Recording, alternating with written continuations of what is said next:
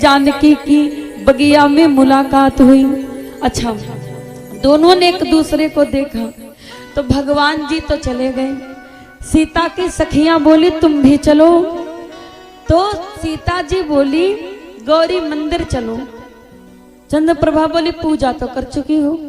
तो सीता जी ने कहा वो हुई थी जल्दबाजी वाली, अब करूंगी विधवत वाली। जो मानस का रोज पाठ करते हैं उनको पता होगा कि जिस दिन भगवान जी से मुलाकात हुई थी उस दिन हमारी मैया ने 2 बार पूजा करी थी। पहले जब मंदिर, अच्छा 2 बार करी, क्यों करी 2 बार? जब ये पहली बार मंदिर में गई थी तो इन्होंने कहा था निज अनुरूप सुभग बर मांगा, हे मैया जैसी मैं हूं मुझे वैसा ही पति देना। और अब जब भगवान श्री राम को इन्होंने देखा तो राम जी हैं सांवले और ये कह के आई हमारे जैसा पति देना। अब मैया चिंतित हो गई, हमने कहा हमारे जैसा देना, हम तो गोरी हैं, तो यानी वो तो गोरा ढूंढेंगी हम, और ये तो सांवले हैं। अब मैया को चिंता हुई तो मैया हमारी दूसरी बार मंदिर में गई अपनी अर्जी बदलवाने के लिए। मैया दूसरी बार मंदिर में गई गौरी मैया के, और पूजन करना कहाँ से प्रारंभ किया था सुनिए। मैया जब मंदिर में गई तो पूजन करना प्रारंभ किया गौरी मैया का। हो जय जय गिरिवर राज किशोरी, जय महेश मुख चंद चकोरी। सिया राम जय जय राम, राम सिया राम जय जय राम। जय गज बदन खड़ानन माता, जगत जननी दामिनी दुति गाता। राम सिया राम जय जय राम, राम सिया राम जय जय राम। देवी पूजी पद कमल तुम्हारे, सुर नर मुनि सब होहि सुखारे। मोर मनोरथ जानहुनी के, बसहु सदा उरपुर सबही के। कीन्हु प्रगटन कारण तेहि, अस कहि चरण गहे बैठेहि। सुन सिया सत्य असीस हमारी, पूजी मन कामना तुम्हारी। राम सिया राम जय जय राम, राम सिया राम जय जय राम। राम सिया राम जय जय राम। जब गई तो पूजन करना कहाँ से प्रारंभ किया, एक एक बात को सुनिएगा। गई और कहा कि जय जय गिरिवर राज किशोरी। देखो सभ्यता क्या होती है कि जब आप किसी स्त्री से बात करो, अगर वो विवाहित नहीं है तो आप उसके पिता से संपर्क कीजिए पहले। तो सभ्यता देखो माता रानी की पूजा कहाँ से की, जय जय गिरिवर राज किशोरी। ये गिरिराज की बिटिया है ना, दुर्गा जी हिमांचल राजा की बिटिया है ना, तो इनके पिता से कहा जय जय गिरिवर राज किशोरी। हे हिमांचल महाराजा, आप अपनी बिटिया से कह दो कि हमने जो पहले मांगा था वो नहीं चाहिए, अब जो मन में है उसे देने का प्रयास करें। तो हिमांचल राजा ने कहा बात तो आपकी अच्छी है, लेकिन सीता जी विवाह जब हो जाता है बिटिया का तो फिर बाप का अधिकार नहीं रह जाता, पति का हो जाता। गौरी के पति से यही बात कहो। तब कहा जय महेश मुख चंद चकोरी। हे भोले बाबा, आप गौरी मैया से कह दीजिए कि हमने जो पहले मांगा था वो नहीं चाहिए, अब मन की मनसा समझे, अब जो है उसे देने का प्रयास करें। तो भोले बाबा ने कहा शादी के बाद पति का अधिकार पूरा रहता है, लेकिन जब बच्चे हो जाते हैं तो आधा अधिकार बच्चों में बट जाता है। गौरी के बच्चों से कहो तब मैया ने कहा जय गज बदन खड़ानन माता, जगत जननी दामिनी दुति गाता। देवी पूजी पद कमल तुम्हारे, सुर नर मुनि सब हो ही सुखारे। मोर मनोरथ जान हुनी के, बसहु सदा उर पुर सब ही के। गौरी मैया से कहा हे मैया, आपसे जो मैंने पहले मांगा था वो नहीं चाहिए, अब जो मन में है उस मनसा को आप स्वीकार कर लीजिए और आप उस मनसा को स्वीकार करके वो वर देने का प्रयास करिए। तो जानकी मैया की जो प्रार्थना थी उसको गौरी मैया ने क्षण भर में स्वीकार कर लिया और आशीर्वाद भी दे दिया। सुन सिया सत्य असीस हमारी, पूजी ही मन कामना तुम्हारी। जाओ, मन की कामना पूरी हो जाएगी। लेकिन सीता जी गई नहीं। क्यों? क्योंकि सीता जी ने कहा मैया कह रही हैं कि मन की कामना पूरी होगी, ये तो बताए नहीं कि पहली वाली की बाद वाली। मैया फिर भी खड़ी हाथ जोड़े तो गौरी मैया को हंसी आ गई। गौरी मैया खुश हो गई, मुस्कुरा पड़ी और जान गई कि बड़ी भोली है सीता। स्पष्ट बताया था उनको, जब वो नहीं गई थी इस आशीर्वाद पर तो उनको स्पष्ट बताया। मन जाहि राचौ मिली सोई बरु, सहज सुंदर सावरो, करुणा निधान सुजान सीलु, स्नेह जानत रावरो। यही भांति गौरी असीस सुन सिया सहित ही हरसियली, तुलसी भवानी पूज पुन पुन, मुदित मन मंदिर चली, मुदित मन मंदिर चली, मुदित मन मंदिर चली।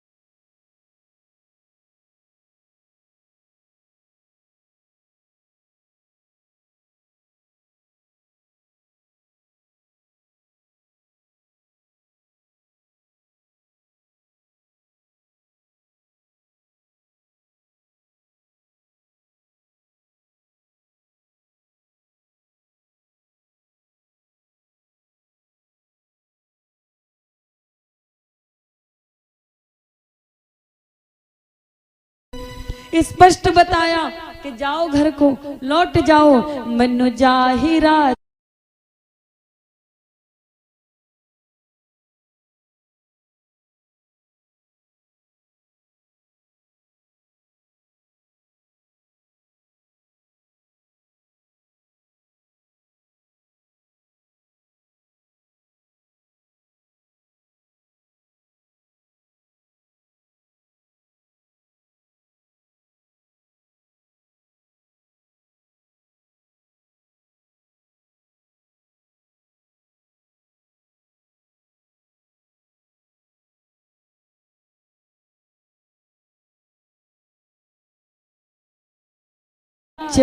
जो आपके मन में है मिली ही सोई बरु वही मिलेंगे। फिर भी नहीं समझा तो कहा सहज सुंदर सांवरो, स्पष्ट बताया सांवर ही मिलेगा, जाओ।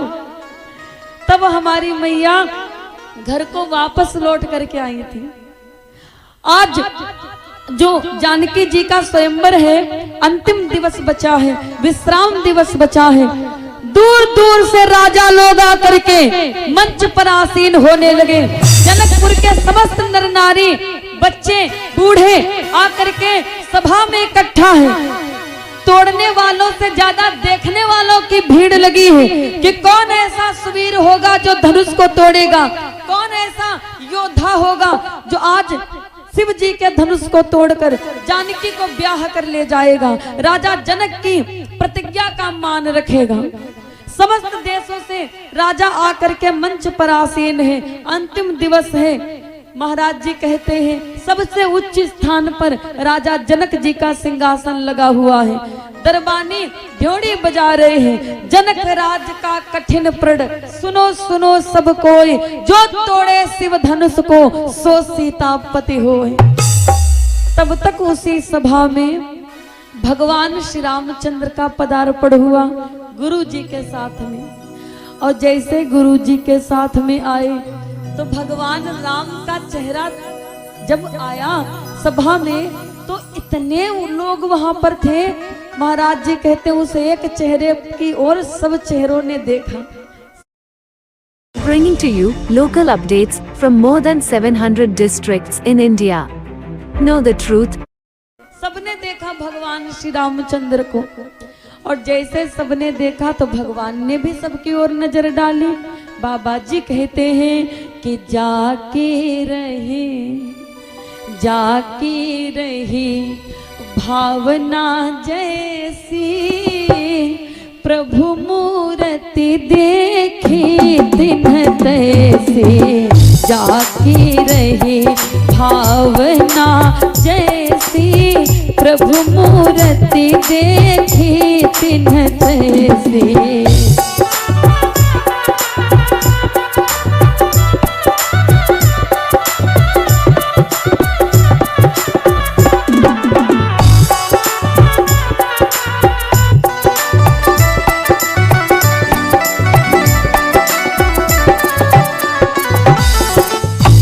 जैसे भगवान जी का पदार्पण हुआ तो अपनी अंतर दृष्टि से देख रहे प्रभु को नर नारी।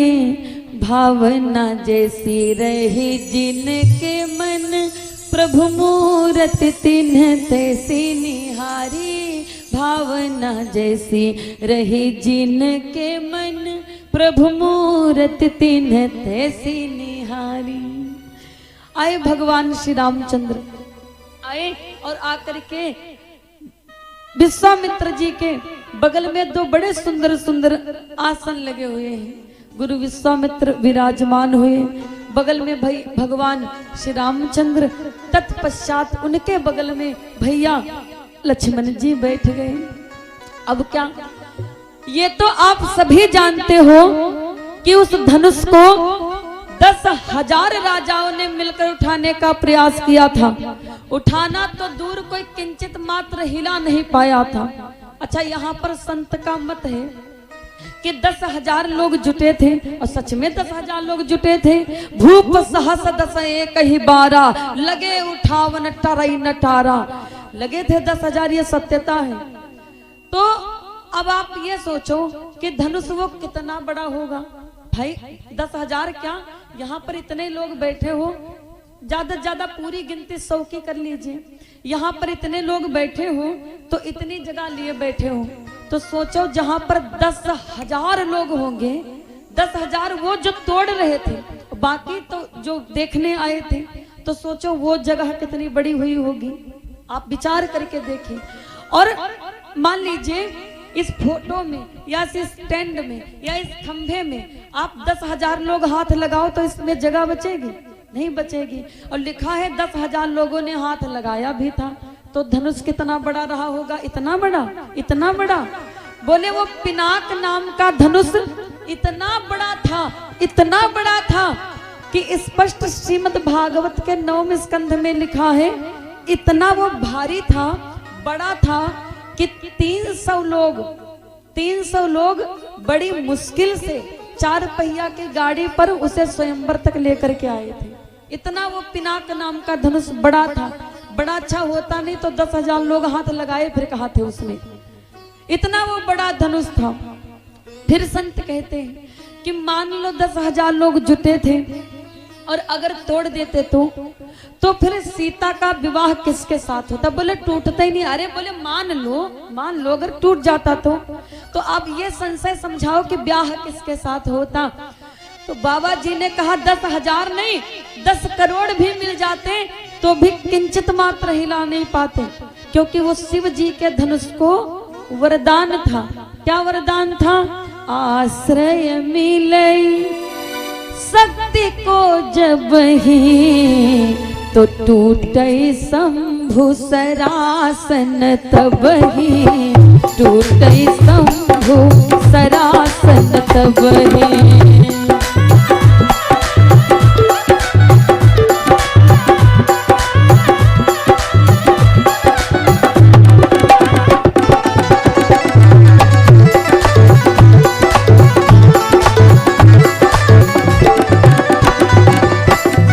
बाबा जी कहते हैं कि उस धनुष को वरदान था आश्रय मिले शक्ति को जब ही। आश्रय का मतलब बल, ताकत, और किसकी ताकत? शक्ति को जब ही। शक्ति मतलब सीता मैया। जब सीता जी इसमें अपना बल आजमाएंगे, जब इसमें ताकत अपनी प्रदान करेंगी तो टूटे शंभु सरासन तब ही, तब उस धनुष का खंडन होगा।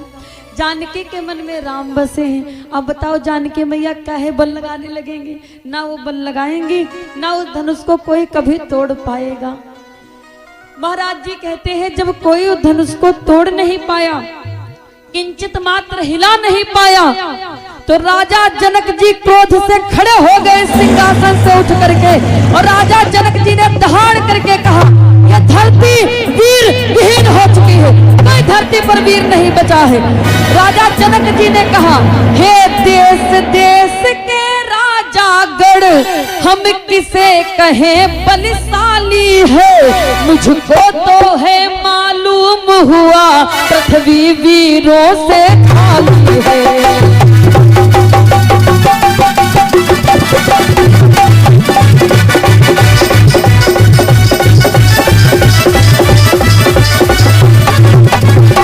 राजा जनक जी ने कहा हमने प्रतिज्ञा की थी कि जो धनुष तोड़ेगा वो जानकी से रिश्ता जोड़ेगा, धनुष टूटे या ना टूटे, हमारी जानकी का ब्याह हो या ना हो, लेकिन तुम सब कान खोल करके सुनो, ये धरती वीर विहीन हो चुकी है।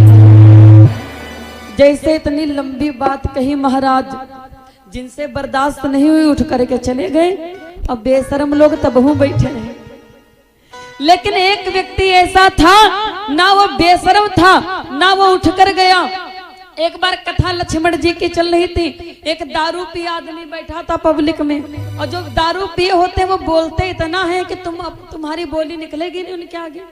अब वो पंडित से भिड़ गया, ए पंडित हम भी लक्ष्मण हैं, हम भी लक्ष्मण हैं। पंडित जी को जोर से हंसी आ गई। पंडित जी बोले बैठो। लक्ष्मण जी बोलते थे तो धरती हिलती थी, तुम तो खुद ही हिल रहे हो। ये लक्ष्मण हैं आजकल के। लक्ष्मण जी जितने नहीं बर्दाश्त कर पाए उठकर चले गए, और बेशर्म लोग तब भी बैठे रहे। लेकिन लक्ष्मण जी ना तो उठकर गए और ना वो बेशर्म थे। मारा जंघा पर हाथ, और जंघा पर हाथ मार करके खड़े हो गए। जनक तुमने कहे कैसा दिया कि पृथ्वी पर कोई वीर नहीं है। लक्ष्मण जी खड़े हुए, राम जी का मुंह सूख गया, भैया माने ना। और जैसे लक्ष्मण जी खड़े हुए राम जी का मुंह सूखा। लक्ष्मण ने राम जी की ओर देखकर कहा भैया हम धनुष के लिए नहीं, इन्होंने जो बात बोली है तो सुनो। सच्चा क्षत्रिय सच्चा योद्धा अपमान सहन कब करता है, जिसको सुनने की ताब नहीं वो चुप कैसे रह सकता है।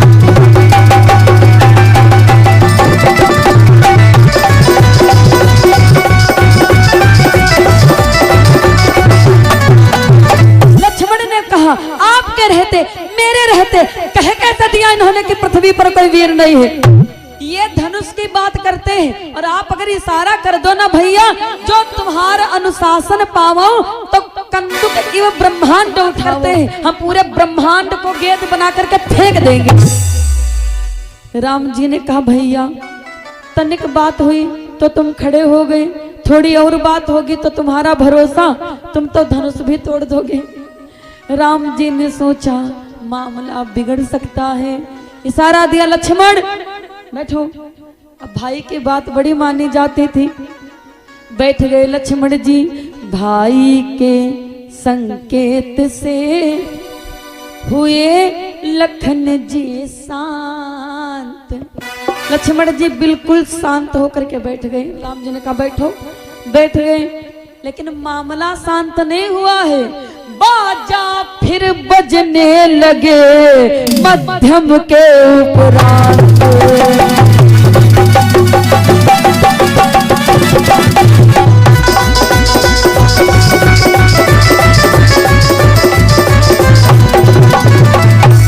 लक्ष्मण जी बैठे लेकिन मामला शांत नहीं हुआ है।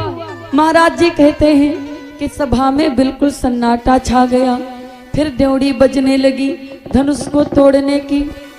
राम जी विचार कर रहे थे गुरु जी कब कहें, कब हम जाएं। भाई राम जी तो बिना गुरु की मर्जी नहीं उठ सकते। तो महाराज जी कहते हैं कि जब राम जी ऐसा विचार करने लगे तब तक उसी सभा में जोर का धमाका हुआ। दो बड़े बड़े सूरवीरों का पदार्पण हुआ। एक का नाम है लंकापति रावण, एक का नाम है सोनितपुर का राजा बाणासुर। कहा सुनी दोनों में बड़ी भयानक हुई। अच्छा बाणासुर चला गया लेकिन रावण नहीं गया था। रावण ने कहा ए जनक तुमने मुझे निमंत्रण क्यों नहीं दिया था। जनक ने कहा महाराज भूल गया था। जनक वैसे छके बैठे लक्ष्मण से, बोले ये दूसरे आ गए। बोले महाराज भूल गया था, अब स्वीकार कर लो, तोड़ दो धनुष को, ले जाओ सीता को। रावण बड़ी तेजी से बढ़ा धनुष को तोड़ने के लिए और जैसे धनुष के पास में पहुंचा तो 4 कदम पीछे हट गया। क्यों? क्योंकि लिखा था कुछ धनुष पर। अच्छा लिखा था, मान लिया कि लिखा होगा। तो फिर इतने राजा तोड़ने गए तो क्या वो लिखा किसी को नहीं दिखा था? बोले दिखा सबको था, कोई पढ़ नहीं पाया था क्योंकि कोई अभी तक ब्राह्मण नहीं आया था। राम जी भी नहीं पढ़ पाए। जब रावण आया उस धनुष पर लिखा पढ़ा, क्या ऐसा लिखा था जिसको रावण समझ गया और 4 कदम पीछे हट गया था। धनुष पर लिखा था कि तोड़ी है धनुष पिता मर जाए,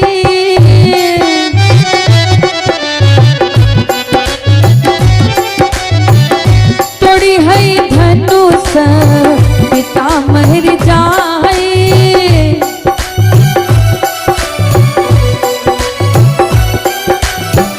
तोड़ी है धनुष पिता मर जाए, तोड़ी है धनुष पिता मर जाए, नारी सहित बन बिछड़ ही जाए।